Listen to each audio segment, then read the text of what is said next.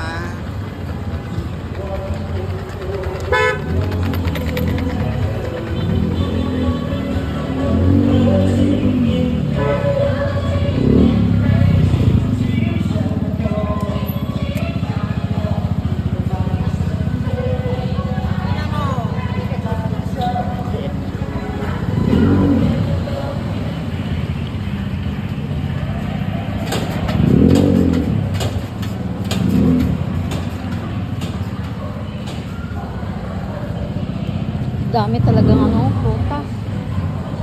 Sikip ng mga tao dito. Ang sikip ng mga tao.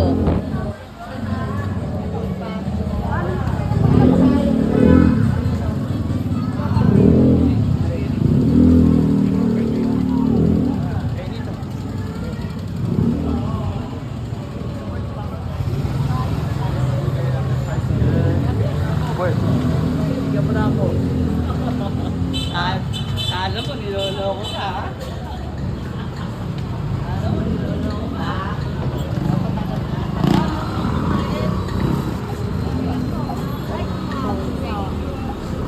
Ang sikip ng mga daan.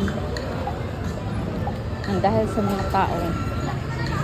Kasi ang pinupunta ng mga tao dito nilang naman pagkain ng Chinese.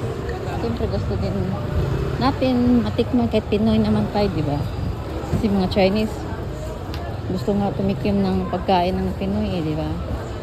Kaya same lang, Pinoy tsaka Chinese magkatikiman sa mga pagkain. Kung isang beses bumaba yung sa market, hindi sinasabing Tikoy, oh. bumaba yung presyo na. Yan ang tikoy. So yun lang, dito lang po yung vlog ko mga kaibigan. Mag-ingat po tayo. See you next vlog. Babos.